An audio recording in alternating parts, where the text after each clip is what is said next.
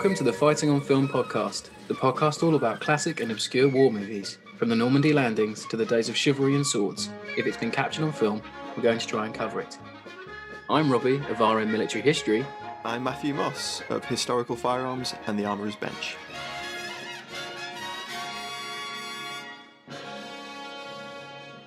Hello, welcome back to Fighting on Film. Now, this week, Matt is still on holiday, but I'm not alone, as we are joined by Paul Woodidge from World War II TV. We love his work here at FOF HQ, and if you haven't yet, please subscribe to his channel because you're missing out on some fantastic World War II videos. Woody, welcome back to the show. Yeah, and since the last time, we've met in person now. I know. We know each other actually have legs. It's so cool. It was amazing. Yeah, we met at We Have Waves Fest. This week, we're going for something a little bit different. So Woody, in his day-to-day, is a bit of a tour guide, historian. He's got many feathers in his paperboy cap. But today, we're going to be looking at representations of Normandy in film. So if you've listened to the Piet episode, if you've listened to the Vickers Gun episode with Rich Fisher, you'll know the sort of thing we're going to be doing. But before we delve into some cinematic interpretations of what Eisenhower described as the Great Crusade, I want to ask you this, Woody, to lead us in. What does Normandy mean to you? Well, it's my home now, but it's also my life. I mean, obviously I live here, but it's central to everything. It's my home. It's where my friends live. It's my living. It's my family in a way, because I'm now trying to still determine the truth about things, still trying to uncover things, still voraciously reading to try and understand it. You think you know it, but you never do. It's all encompassing, isn't it? Sort of, it gets into every seam and every cranny of your life, it seems. So I think maybe we should start with, it's not the earliest depiction of D-Day on film, but it's certainly up there. So I think we should start with Screaming Eagles from 1956. This is one you put me onto when we planned this episode. It's an interesting one. Yeah, because on the one level, it gets so much really does it well. I mean, the uniforms are good. They're talking about real places. There's a bit when, just like in Band of Brothers, they're under a poncho looking at it with a compass, and it's a real map showing Normandy and Carentan and the railway line, the Douve River, and their D Company 502nd. They've got the hearts on and the helmet ticks on their helmets. The uniforms are pretty good, but the plot is a bit lacking. It's ropey, isn't it? It's a shame, because once they hit the ground in Normandy, I don't think they knew what to do. It sort of gets a little bit, as you said to me on Messenger, you said it's like a cowboy movie when they get on the ground. Yeah, exactly. The plot could be guys in the French Foreign Legion in the 1920s. It could be people moving across the American West, going to Homestead. It's kind of just a plot of an anti-hero who's a bit unlikable, small group of people, adversity, peril, local person getting involved in, and then they save the day and end up where they're going to. It's a journey movie, isn't it? In some ways. I think it sounds too good because it's not. No, it's not. I mean, it's passable 50s sort of matinee fare. If you watch this as a double bill, I don't think you'd be disappointed. It's got all the tropes of like those 50s war movies, that the American war movies anyway. I'm not sure if the British ones do it as heavily, but you've got your token female character for the men to come in and save. You've got a quite a decent-ish shootout every now and then just to keep your appetite wet.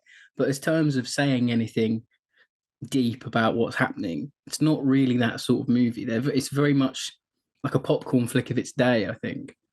Yeah, all the actors, we could list them, but no one's heard Tom Tryon, Robert Blake. They're all TV show actors. I think it's like a 30-minute TV show they've tried to pad out to an hour and 20 minutes. It could be an episode of Combat. It really could.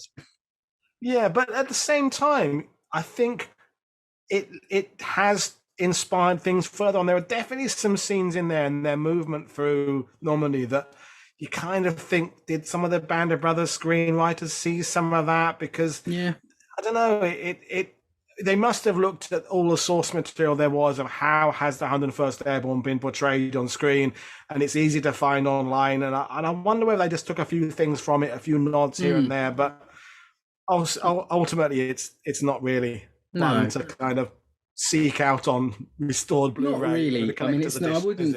I wouldn't go all in. If you're an absolute aficionado and you have to devour everything Screaming Eagles, everything 101st Airborne, I wouldn't not recommend it. We've said on the show it would suit our show and tell format, because we wouldn't really want to dedicate a whole hour to it, because I'm not sure you'd get that out of it, but you definitely get like a little, like what we're doing now. But yeah, so moving on. So obviously, I mean, we couldn't do a show on Normandy and not mention The Longest Day from 1962, because I think some people would be very ticked off if we didn't.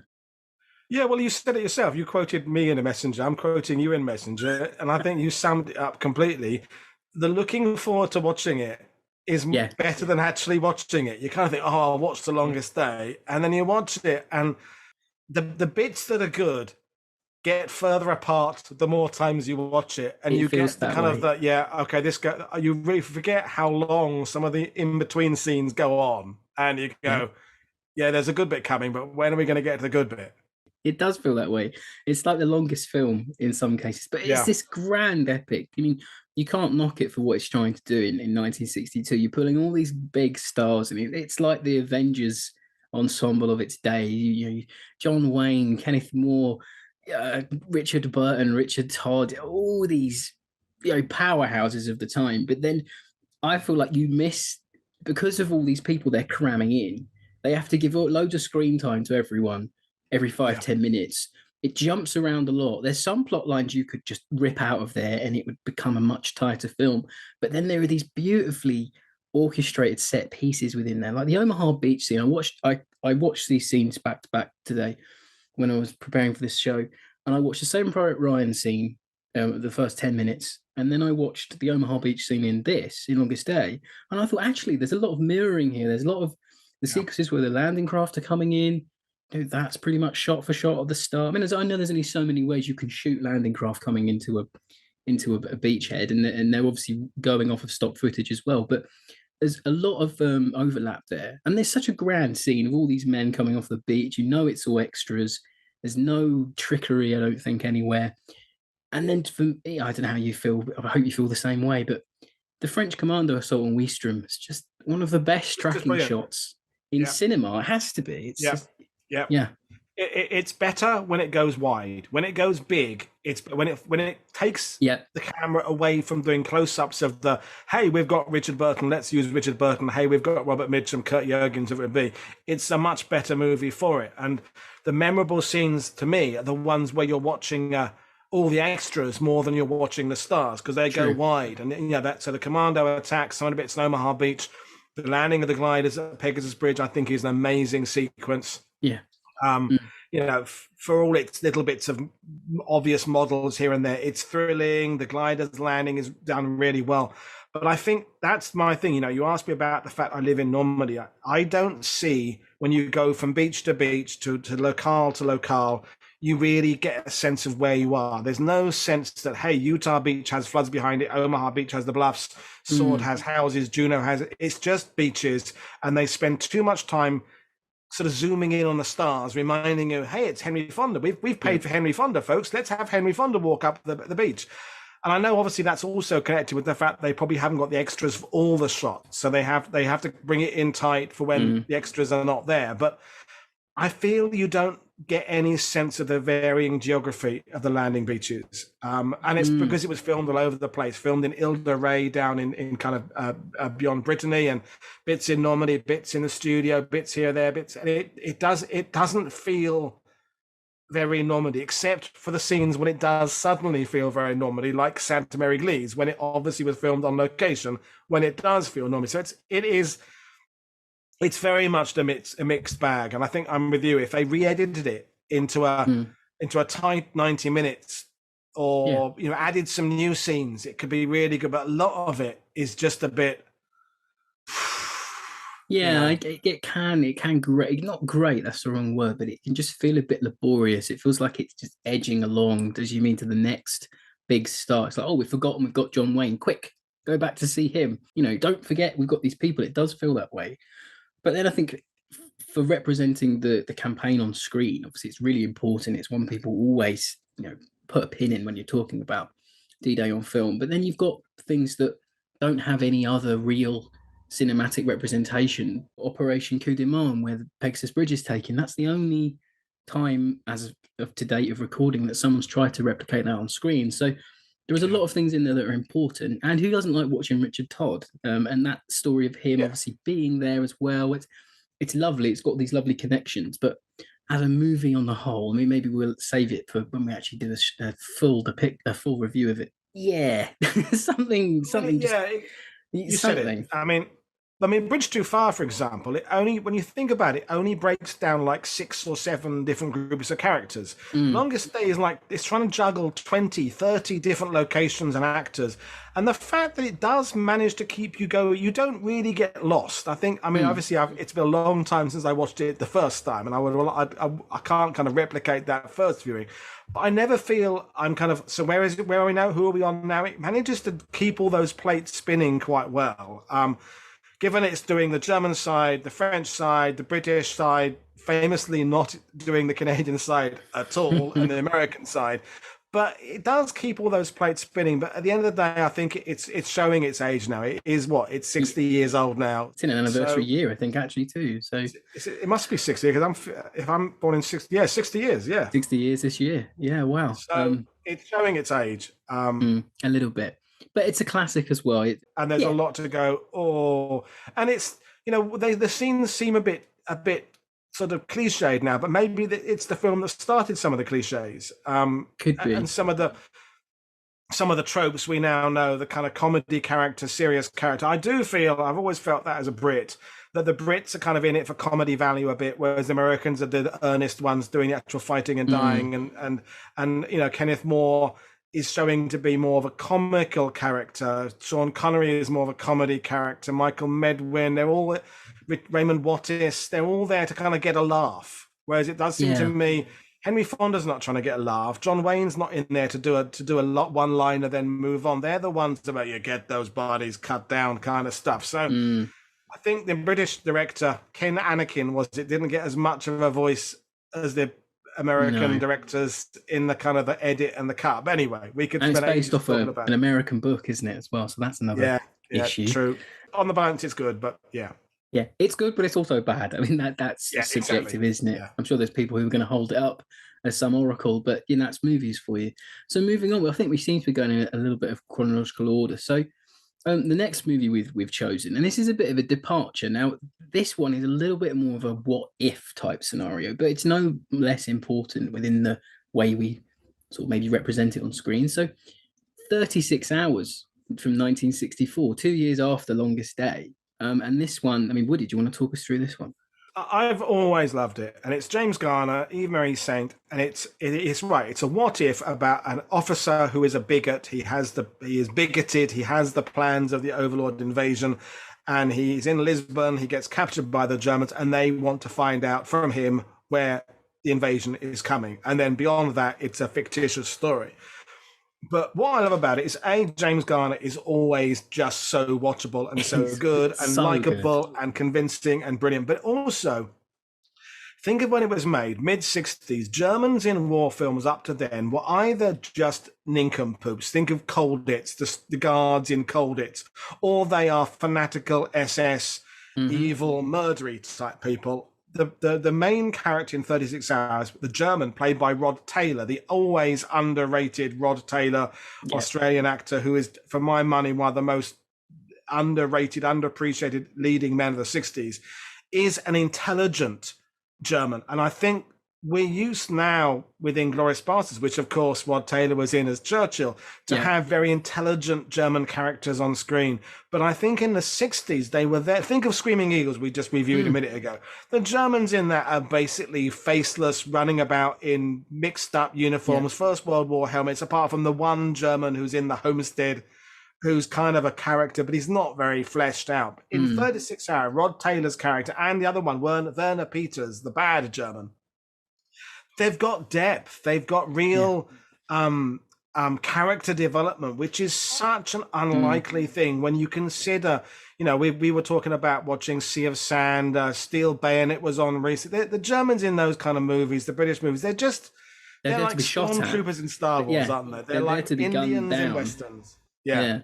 So what did you think of 36 Hours? Because, I thought it was fantastic. I'd not watched it properly before we did this show, and I watched it a couple of nights ago, and it was fabulous. I mean, James Garner is fabulous in whatever he's Yeah. in, but Rod Taylor's, I mean, it's expert casting. I mean, they bounce off each other so well, you know, and they set up Rod Taylor's character. You sort of like him at the end because he, Yeah. you know, he knows he's done Garner wrong, and Garner sort of knows he's trying to help him. There's this nice little uneasy friendship that's cast up there.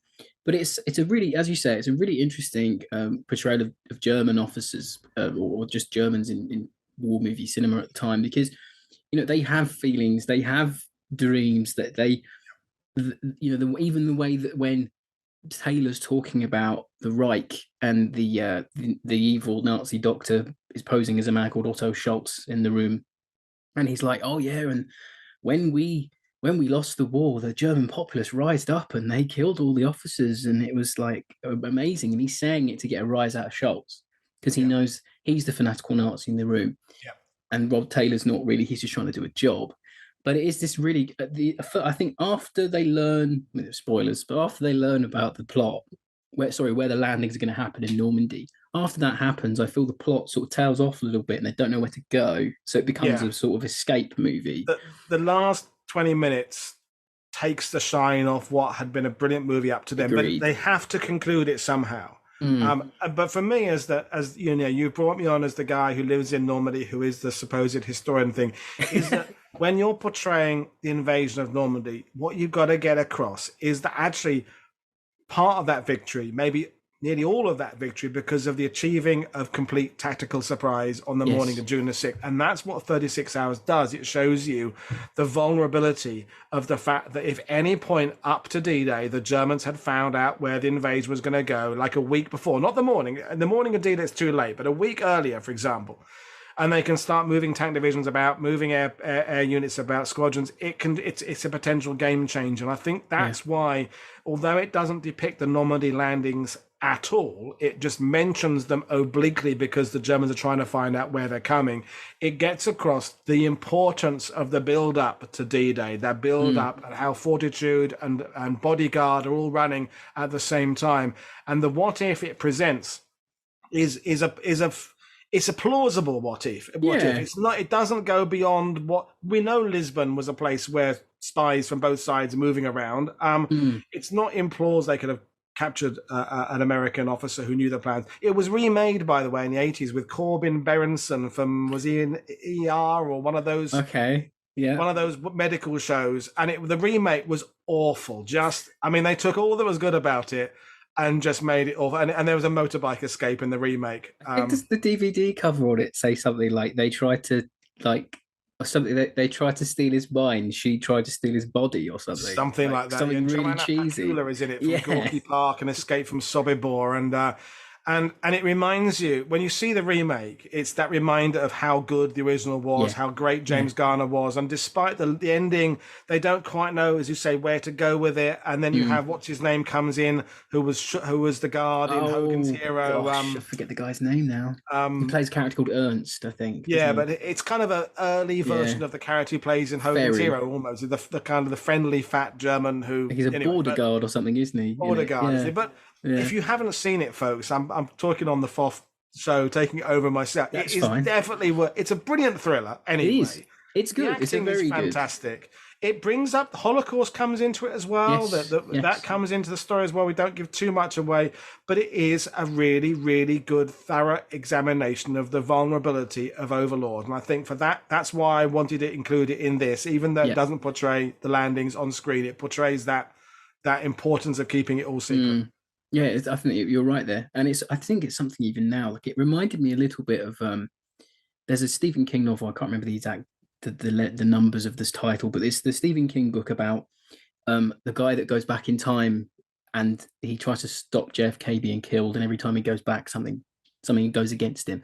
It was a James Franco thing. FX did a while ago. The book's great, but it reminded me of that, and I was like, this would make, if someone got the rights to it, this would make a perfect series of this secret German unit trying to foil the plans of the Allies, but by doing it in this big elaborate setting. There's surely something more you could do with this plot, these people, and the Allied occupation forces. The Allied Occupational Forces badge is just so good. Like I love it. It's just great. One of those movies where everything in it it's just really well thought out. But I think moving, it didn't do as well because it's black and white. I think that's its. oh yeah, It's, I think it sort of set it in its era though a little bit more. Maybe I was. I think so. I mean, I think it's cracking, but I think maybe these days when people are looking for a movie to watch for a family, oh, well, it's black and white, Dad. I don't want to watch black and white. Yeah, I mean, I get it. Yeah, but it's definitely in my kind of top 5 or 10 kind of thrillers about World War II, and it sometimes makes my kind of top 10 of war films at all because if I've just watched it, it goes in there. Then it kind of fades away again. Because James Garner is just so good. And, he's everything a Hollywood sort of star should be at the time. You know, dashing, got that really cool accent. He just sort of soaks up the role. You know you're watching James Garner, but you can see he's actually acting. He's not just being himself on screen. He's doing a bloody good job. I think it's one of the things that makes the movie work. Exactly. He's not the world's greatest actor, but he's really good, and he's on his A game. Oh, yeah. It's like when Charles Bronson is doing a really good Charles Bronson film. He reaches a level, and then other films go, yeah, you're just phoning it in now, Charlie. You just want to check. Yeah. And James Garner is really. I think he was keen on it. I think I've read about the fact that he was really interested in the subject, and the bits with it's interesting when you talk about him and Rod Taylor, because to me it's almost like a Columbo episode. It's almost like a little bit, yeah. There's this. They're obviously. I think they were friends. You can get the idea they respected each other, and they're kind of trying to work round each other. Each one's trying to hoodwink the other, and you always feel that when Rob Taylor's going to leave the room, you go, and just one more. That's one thing. Yeah. It's not like a Columbo episode, but it kind of is. In that clearly the two actors were enjoying it, and you can tell. And it makes it a better film. But really, really good D-Day film, even though it doesn't show D-Day in any way at all. No, but important nevertheless. Anyway, so moving on, and the next movie we've chosen to talk about, and maybe we won't talk about this one for too long, but Overlord, 1975. It's a rare British take on a D-Day movie. And it's interesting because it's a movie that sort of shows you its plot in the first 10, 15 minutes, and then it takes you on this ride to get to the end again. It's about this. Rye's doing a lot of heavy hitting there. Yeah, I'm really trying to sort of truncate the plot there because it's all over the place. This one, it's about this young chap who's been enlisted. It's about his training, and about him coming of age, and then he hits Sword Beach and is killed. But it punches you over the head with anti-war imagery and isn't war awful, and it's the innocence of youth trope that I sort of felt from it a lot.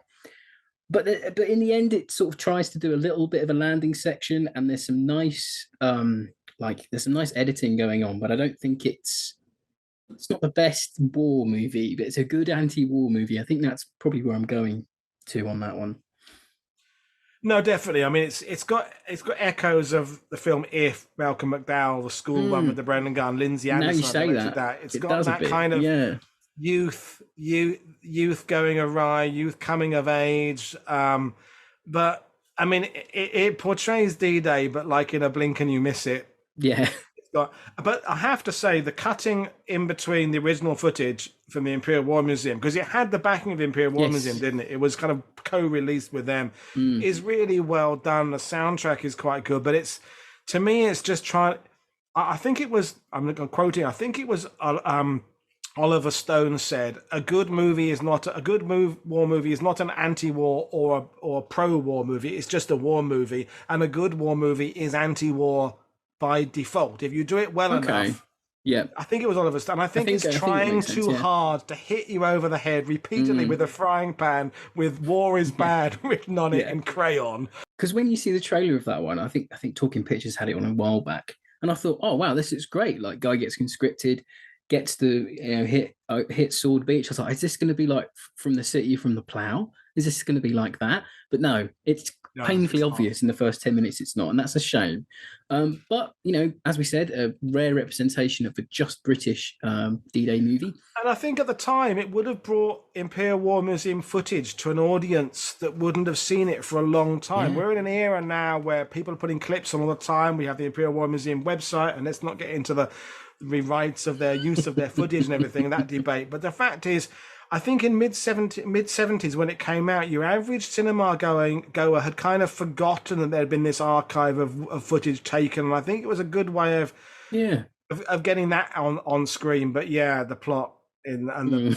film and there's no one in it of any note. I think the year of its release says a lot more about why the movie probably is the way it is, because it's 1975, and that's the year that Vietnam War finally ended, when Saigon was taken by the North, and you've got a lot of things going on in Asia as well. There's a lot going on socially, politically. I can understand why a film like this would be made, but setting it in the Second World War, I don't know. But anyway, moving on. Moving on. So the next movie is, I mean, I know Woody likes this one. He's a big Sam Fuller fan. And we recently did Mel's Marauders. Go and check that one out if you haven't before. But it's The Big Red One from 1980, and it's 10 minutes of Omaha Beach. Yeah, well, you said it there, and I realize as people will listen to this, they go, "Oh my God, Woody likes Big Red One," because you meant some people really don't just They like really dislike, they really hate it, and it's very Marmite, and I get that, and yes, the D-Day scene is awful in the sense of the geography is crap, the obstacles are crap. There's one ship; it's not even a landing craft. Blah, blah, blah. All that, I concede all those points. I concede everything. And yet, and I think this is why I like the Big Red One, is that it is about a squad going to war. It is about the fact the wars are won by 10-man sections in the British Army and squads in the American Army. And that's what it is telling you at its heart. So I think you have to go into it prepared to just ignore all the inaccuracies and just try and get what Sam Fuller was trying to say. And what he was trying to say is about the camaraderie of young men together in combat, and he was in the Big Red One. It was personal to him. Each of the four horsemen, as he called them, are an aspect of his own personality. Because when I had Sam Fuller's biography on my channel, we talked about this, and so each one, Mark Hamill's character, Robert Carradine's character, they all represent an aspect of Sam Fuller's own personality, and that's what it is. It's a study of men in war, and the authenticity is just. Is well, there isn't any. Well, yeah, it's for me. I feel like the movie's just a massive shame, because when we did the Merrills episode, you look into Sam Fuller's career, and he really wants to make this movie. It almost feels like this is the reason he got into filmmaking.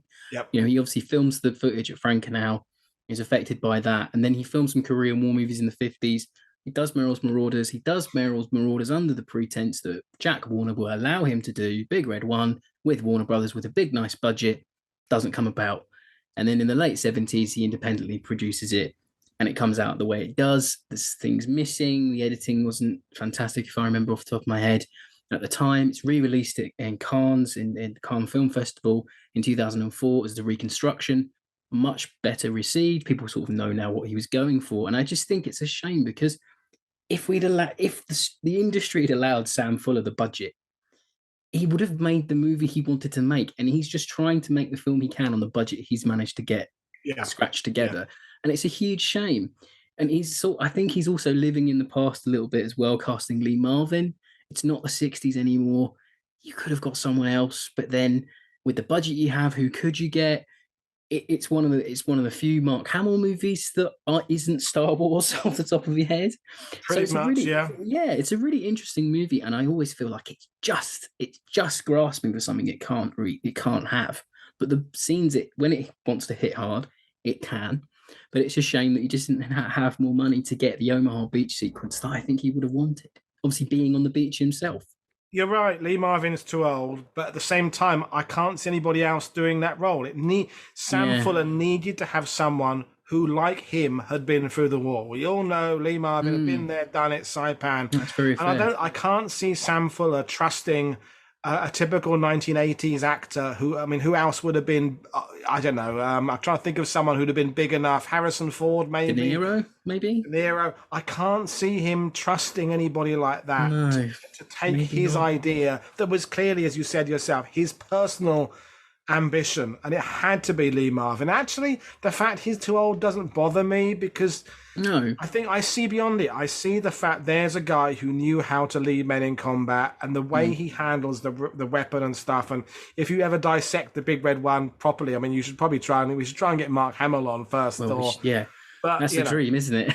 I'd love to be involved in it, because I just still think what it was trying to achieve is honorable, and you can see there, and you have to just see, sometimes you have to see beyond what the artist was given, as you say, then trying to see what he was trying to achieve. And it was, if you think of, was it Hanover Street came out a year earlier? Yeah. It's just a throwaway B movie, you know, everyone's phoning it in. Christopher Plummer.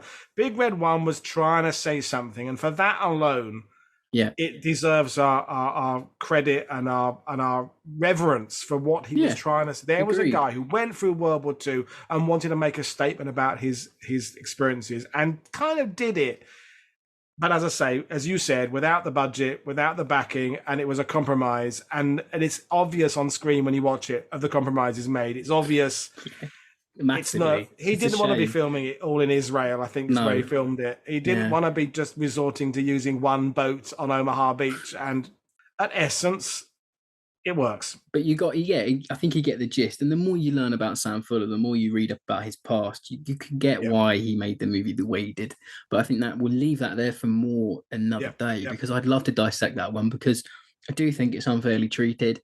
And I do think you have to maybe go a little bit deeper before you watch it, and watch the reconstruction, because that's how that movie was meant to be seen, not the original theatrical version, which maybe a lot of people hang their displeasure at, perhaps. Hello, I'm Al Murray, and you're listening to Fighting on Film, the world's #1 war film podcast. So we come to the elephant in the room, and for me, it's a generational thing. When I think of D-Day on film, I always think the first 20 minutes of Saving Private Ryan, 1998. Yep. You know, I'm sure I've mentioned the show before, dear listeners, but for me, it was the war film that got me in, not only got me into history, military history, but it got me into the war movie genre, because it was such a huge film at the time for me, as I was, I think, like 6 or 7 when it came out. Oh, now you make me feel old now. I know. I wrote a whole piece about this on the Fighting on Film website, but it was this huge thing. I heard people talking about it on the radio. Older kids were talking about it at school, being like, have you seen this war movie? Or my dad snuck me in. I remember one kid telling us. And then my mum bought it for my dad on video, and they watched it. I could hear them watching it upstairs one day. And I was obviously, I didn't come down because I didn't want to get in trouble or anything like that. And I came into my mum in the kitchen one day. And I said, look, Mum, I need to see this movie you've bought, Dad. Can I please watch it? And I think I was like, I'll be good. I'll do my homework. I'll eat my greens. And then one afternoon, she went, do you want to watch that movie together? And we all watched it together. And I was just silent the whole way through. A movie hadn't affected me like that for years. And for years after, actually, thinking about it. But it's something, I'll talk about the movie as a whole, really. It's not fair. We're trying to just talk about the beach landing scenes and it is Normandy on film, the whole film, I guess. The study of war films will now divide into everything that was before Saving Private Ryan and everything that followed. It's like Psycho in horror films, or the Sergio Leone westerns, or Quentin Tarantino's take on Pulp Fiction on the gangster film. There's nothing will be the same, or nothing was the same after Saving Private Ryan. The use of washed out color, the sound effects, all that, the fact you didn't know anything about the characters before you were following them on screen in action, all of that was new with that film. And now, when you watch it, it seems old school. It seems, we've all seen that done before, but it was the first one that did all that stuff. So that's my stuff that I say is good about it.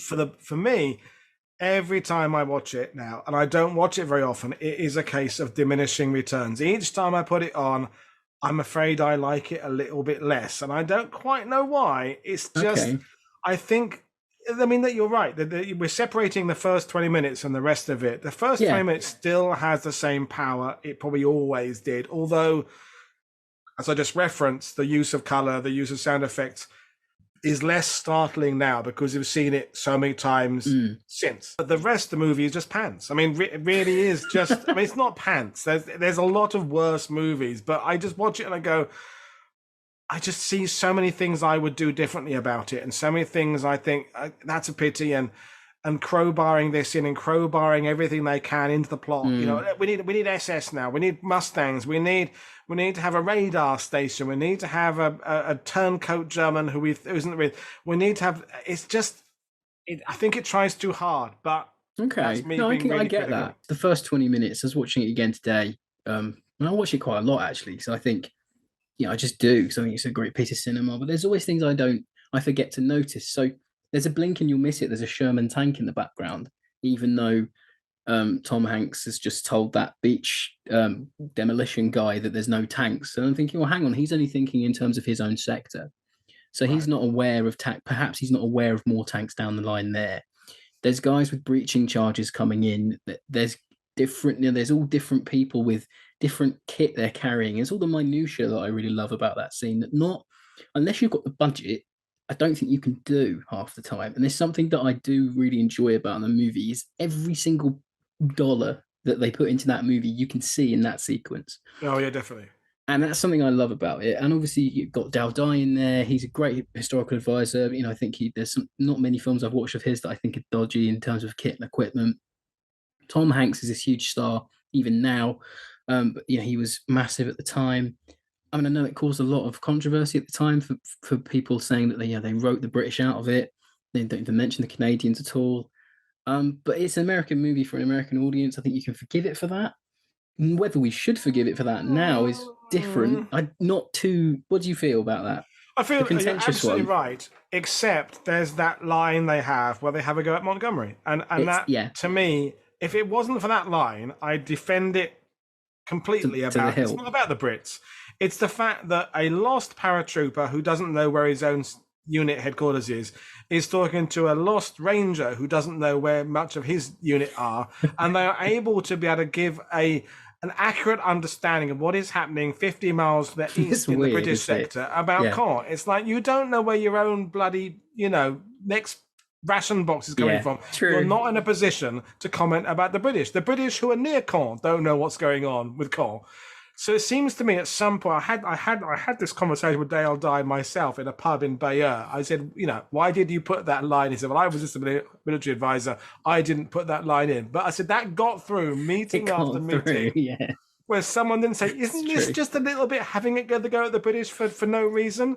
And every one of those decisions, in the shooting, in the writing, in the shooting, in the editing, it passed all those ones, and they still left it in there that have a go at Montgomery. The thing is as well, they didn't even edit it out of the European version either, which they could have easily done. Like, it's a bizarre thing. We know Montgomery's a dick in many ways, but the fact is, whether or not there's a problem with the British taking Caen is a separate subject. To me, it just felt let's have a go at the Brits because we can have a go at the Brits, and that's one of the things that really riles me about it.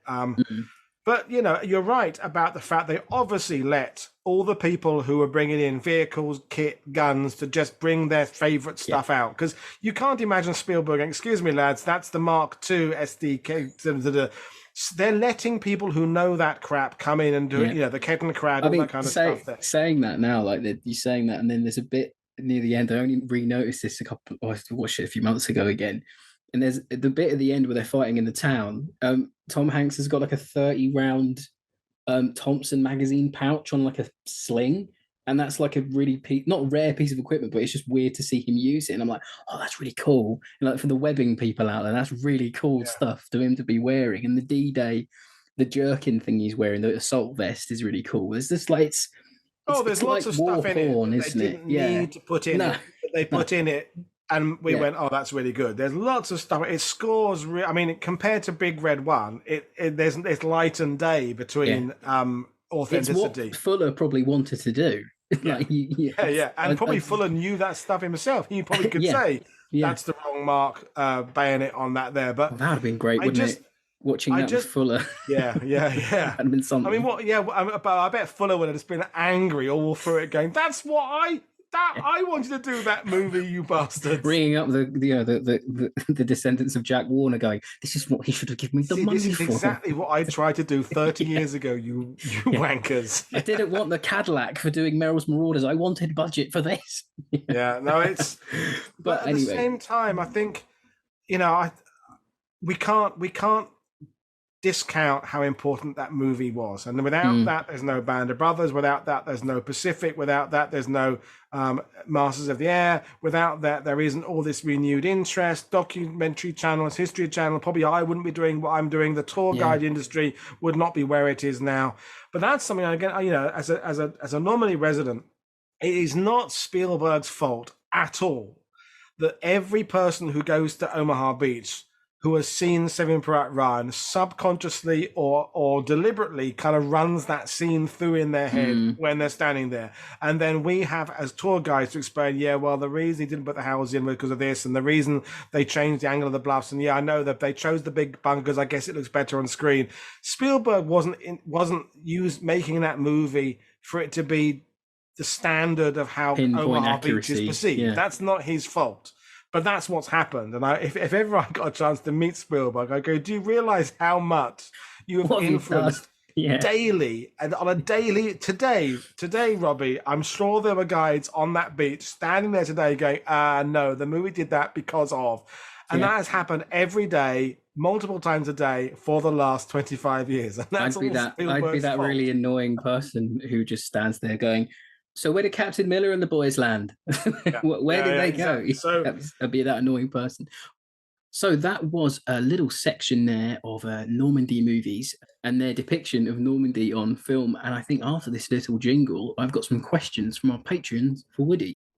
Hello there, sorry to interrupt. I wanted to let you know that you can now join our supporting cast over on Patreon. As thanks for your support, you'll be able to help us pick films, submit questions for guests, have first pick on brand new and exclusive merch, and much more. Thank you for your support. Now back to the show. So Woody, when we have a guest on, we love to ask some questions and we get our Patreons to send us some. If you want to join the supporting cast, you can do. Please check us out on Patreon. And the first question, it's not actually a question, the first question. It's a bit of a thank you to you, Woody. It's from KD Campbell. And he says, no question, but just want to commend him for his work. His dedication to bringing in so many voices and perspectives of the conflict is really incredible and important. Oh, thank you very much. That's very nice. Yeah, thought I'd leave that in there. Thanks for that, Ken. It was lovely of you. And Brian Williams asks, what are the most common misconceptions from cinematic depictions of D-Day and Normandy?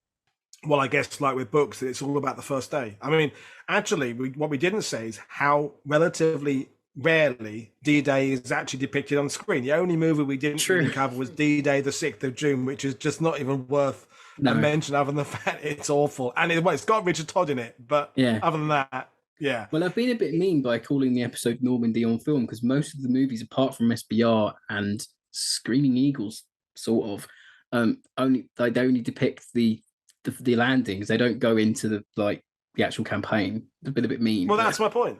That's my point. The movies just reinforced, and that's my answer to the question. Movies reinforce the idea that as long as the Allies have gained a beach on D-Day, that's it. We'll be in Germany next week. Hitler might as well be dead now. It's all over by and I think that's the shame, is that Band of Brothers, because of covering the airborne, they leave the Normandy campaign relatively early. And once Carenton has been taken, that's it. They're kind of pretty much gearing up to go back home now, which is failing to talk about the taking of Cherbourg and Saint-Lô and Caen. So that's my I suppose my response is, it doesn't explain that Normandy is a 77-day campaign that had lots more fighting. Like there's no movie about the British trying to take Caen, or there's no Bocage film that's been made with any real merit yet. It's a shame. So the next question is Andrew CG asks, do inaccurate depictions of the events on film or the airbrushing of the Anglo-Canadian contribution irritate you? And he puts in a parentheses, I'm thinking of the way this then becomes people's understanding of history, which you then need to correct when guiding them. Well, yeah, but I don't think movies are any more to blame. I don't think we can put all the blame on Hollywood. It's video games as well. It's people who write books. It's part of that, isn't it? You're getting to the whole discussion about the availability and use of public domain photos. In that, if you're writing a book about the Brits in Normandy or the Americans in Normandy, it's much easier to write one about the Americans because pretty much all the photos are available online, high resolution, public domain. Don't owe anybody a penny to use them.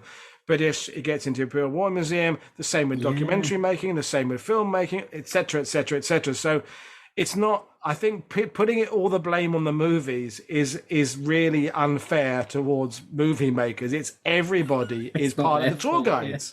The tour guides, we're guilty of pushing the American sector because that's what people want. But you get into this chicken and egg thing where people come over, even if they're from Britain. Oh, our friends saw Omaha Beach with you 2 years ago. We want to see Omaha Beach with you. So they do the same tour their friends did. And you can't ever kind of get people back off out of their lane to go and see the British sector. So there's many reasons why the Anglo-Canadian sector is overlooked. And movies are one of the reasons, but they are by no means the only reason. Yeah, there was the Juno Beach film that came out. It's more of a documentary. Storming Juno. Juno. Yeah, I haven't seen that myself. It's all right. It's good.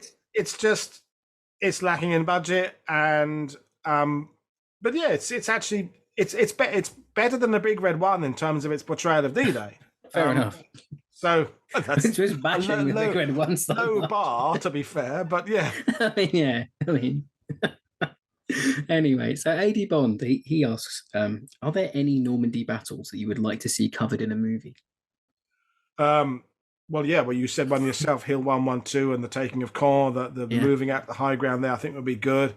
I think genuinely would like to see a movie following a British unit all the way through. So be it Durham Light Infantry or Green Howards or Sherwood Rangers or whoever it would be, but following someone ideally from North Africa, Sicily, Italy, all the way through to Germany, in a kind of Band of Brothers kind of way. That was what I'd like to see.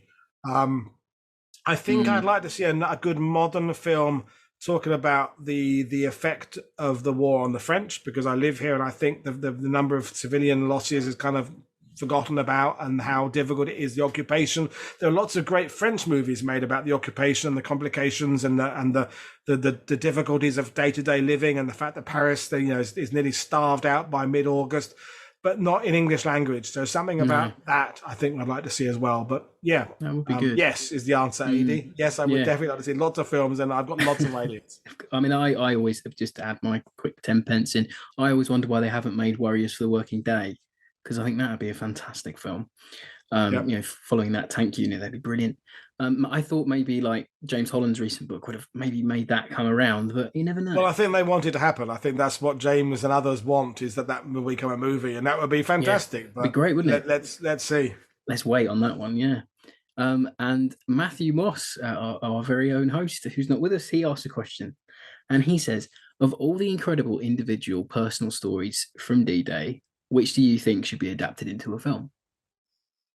Specifically from D-Day, I suppose Stan Hollis, I think, would be good on Gold Beach. I think maybe Brigadier James Hill and the Parachute Brigade up in the 6th Airborne Sector, something like that would be quite worthy.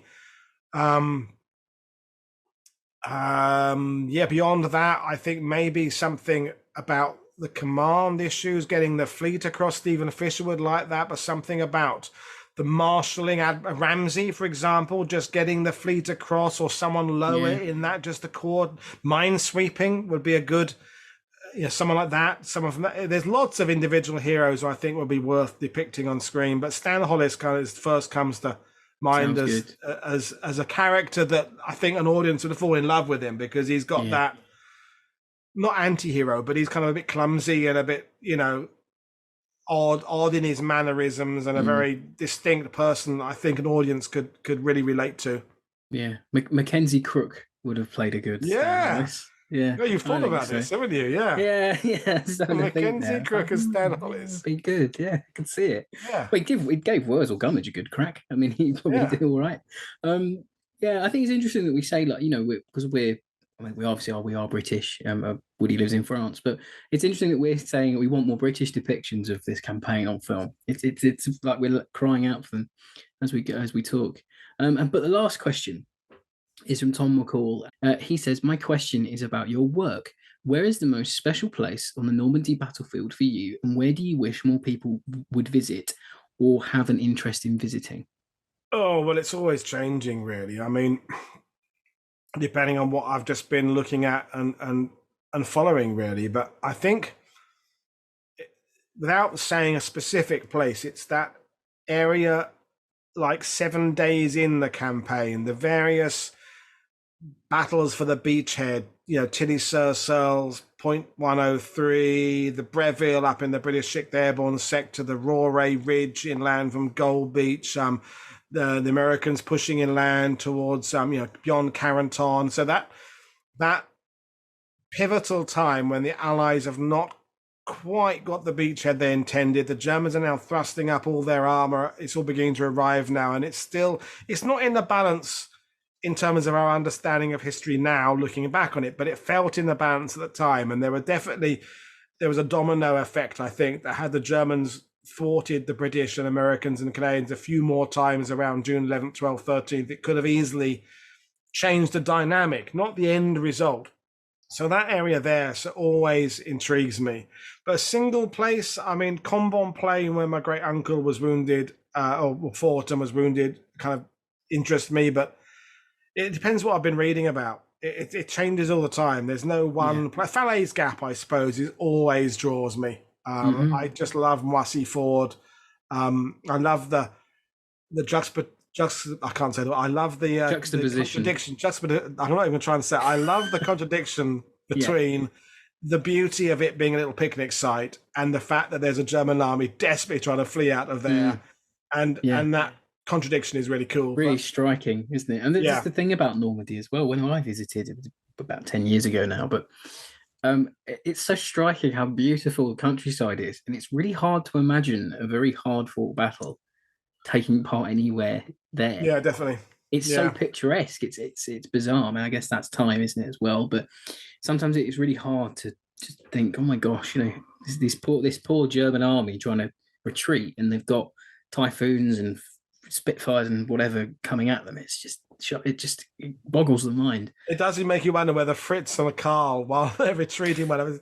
It is amazing, Fritz, how beautiful that church is there with the cornfield in the background. It really is quite lovely, isn't it? Whether they ever noticed that, I don't know. But when it is breathtaking. There's times Mag and I are driving out, you're just realizing, my God, we're so lucky to live here. It's such a beautiful place. And you go from the wheat fields to the bocage to lovely villages with stone walls.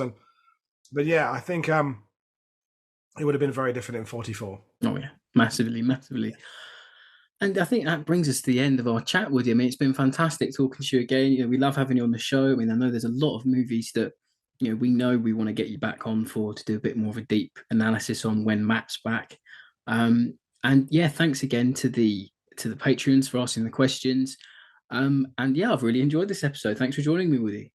No, thank you. I've enjoyed it. I mean, what's not to like? Talking about Normandy, talking about films, talking about films I like and don't like. It's great, and it's good, isn't it? And it's surprising, as I said, it's surprising how few times it has come up. I mean, it's You think of how many prisoner of war camp movies, how many just generic desert movies, jungle movies. Normandy, I think, just it feels like it has been covered a lot, but actually it hasn't. Yeah, because when we were making the list, I mean, you run out. I mean, when me and Matt were talking about Dunkirk films the other day, with trying to make a list of them, there's only 4 we could think of.